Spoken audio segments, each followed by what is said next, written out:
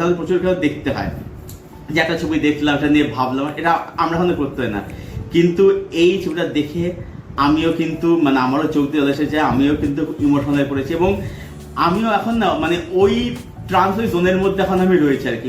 শেষটা এত এমনভাবে শেষটা হলো সত্যি আপনার কষ্ট হয়ে কোথাও গিয়ে একটা এত দারুণ ছবির এন্ডিংটা আর কি, ভীষণ সুন্দর। কিছু বলা নেই এই ছবির এন্ডিংটা নিয়ে আর কি। অদ্ভুত অদ্ভুত অদ্ভুত বলে তো কম বলা হবে। তার সঙ্গে যেরকম সেটা শেষে যে গানটা বাজে অনবদ্য, ছবির শেষটা অনবদ্য একদম আর কি। নেক্সট বলবো হচ্ছে ছবিটার মেকিং। ছবিটা যেরকম শুট করা হয়েছে, তার ক্যামেরার কাজ, তার বিজিএম এর কাজ বলুন, তারপরে শর্ট টেকিং বলুন, তারপরে কালারের কাজ, সবকিছু মিলে বলছি ছবিটা টেকনিক্যালি এতটা সুন্দর। হ্যালো এভরিওয়ান, আমি সৌভিক, ওয়েলকাম টু সিনেগানি। এই ভিডিওতে কথা বলবো मैं वापस आऊंगा এই ছবিটাকে নিয়ে, ডিরেক্টেড বাই ইমতাজ আলী, নাসিরুদ্দিন শাহ, বেদাঙ্গ রায়না, শারবারি বাগ, রাজত কাপুর, দিলজিৎ দোসান, বনিতা সান্তু সহ আরো অনেকে রয়েছেন এই ছবিটার মধ্যে। তো কেমন হলো এই ছবিটা? এই ছবির মধ্যে যেটা আমরা দেখতে পাচ্ছি গল্প লেভেলে, সেটা হচ্ছে যে এখানে নাসিরুদ্দিন শাহ ক্যারেক্টারটা যে হচ্ছে বাড়ির দাদু, যার বর্তমানে বয়স হচ্ছে 95 বছর। এবার এই দাদু সে বিলং করতেছে পাকিস্তান থেকে। পাকিস্তানের সময়, দেশভাগের সময় দাদু ইন্ডিয়াতে চলে আসে। এবার দাদু যখন পাকিস্তানে থাকতো তখন সে দাদুর একটা প্রেম ছিল, ভালোবাসা ছিল। এখানে নাসিরুদ্দিন শাহ ইয়ং এজটা প্লে করেছে বেদাঙ্গ রায়না, তার প্রেমিকার প্লে করেছে শারবারি বাগ। এবারে দিলজিৎ যে এখানে নাসিরুদ্দিন শাহ নাতি, যার নিজস্ব গল্প আছে, একটা স্ট্রাগল আছে, স্ট্যান্ড আপ কমেডি হতে চায় বা সেটা সে হতে স্ট্রাগল করছে। এবার এই নাতি এই দাদুকে কিভাবে হেল্প করছে, এখানে দাদুর স্মৃতির করে মনে নেই, ঠিক আছে, করে মনে রাখতে বয়স হয়ে গেছে অনেক, বুঝতে পারছে 95 বছরের বয়স, কিন্তু এই দাদু কিন্তু তার প্রেমটা কিন্তু ভুলতে পারেনি। তো এবার নাতি কি করছে, দাদু কিভাবে হেল্প করছে, এই নিয়ে হচ্ছে গল্প। বাকি আপনাকে জানতে হলে আপনাকে সিনেমাটা আপনার নিকটবর্তী হলে গিয়ে দেখে নিতে হবে। ছবির মধ্যে আমার কাছে বেশ কিছু ভালো দিক রয়েছে এবং কিছু ইস্যুসের কিছু খারাপ দিক রয়েছে। তো ভালো দিক রয়েছে, প্রথমেই আমি বলবো হচ্ছে এই ছবির মধ্যে পারফরমেন্স। এই ছবির মধ্যে নাসিরুদ্দিন শাহ যা পারফরমেন্স দিয়েছে, টেরিফিক, আউটস্ট্যান্ডিং।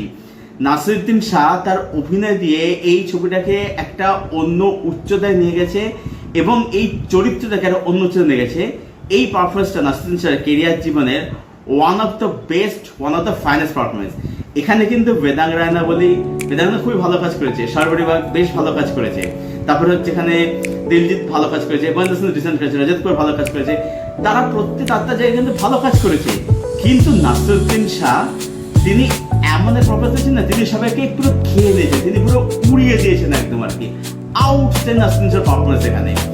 নেক্সট বলবো ছবির মধ্যে সেকেন্ড হাফ ছবিটার এত ইমোশনাল, এত সুন্দর, এত দারুণ, এবং ছবিটা যে নোটে শেষ হচ্ছে তার সাথে যে গানটা বাজে, আমি একটু বাড়িয়ে বলছি না, আপনার চোখে জল আসবে। দেখুন, আমরা প্রচুর কাজ দেখি, আমাদের মধ্যে ওই ইমোশনাল কোথায় কোথায় চলে গেছে, যেটা আমাদের প্রচুর কাজ দেখতে হয়, যে একটা ছবি দেখলাম, এটা নিয়ে ভাবলাম, এটা আমরা এখন করতে হয় না।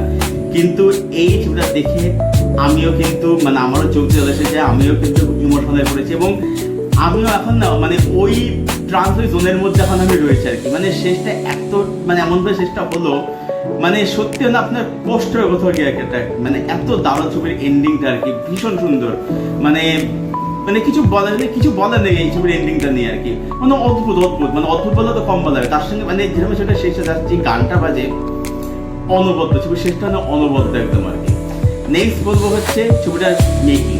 ছবিটা যেরকম শুট করা হয়েছে, তার ক্যামেরার কাজ, তার বিজিএম এর কাজ বলুন, তারপরে শর্ট টেকিং বলুন, তারপরে কালারের কাজ, সবকিছু মিলে বলছি ছবিটা টেকনিক্যালি এতটা সুন্দর, ছবির যে টোন সেটাকে বিউটিফুলি কিন্তু এনহ্যান্স কিন্তু করতে পারে। তো ছবিটার মধ্যে এইগুলো ছিল হচ্ছে পজিটিভ দিক।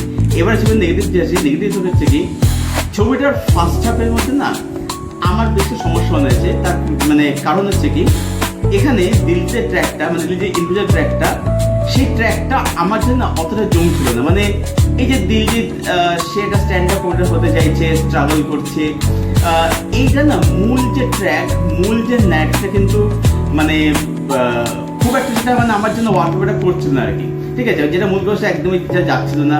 প্লাস দিলজিতের সঙ্গে বনিতার যে রিলেশনটা দেখাচ্ছে সেটা আমাদের খুব একটা ওয়ার্ক করছিল, যে কেমিস্ট্রি জন্য ওয়ার্ক করছিল না।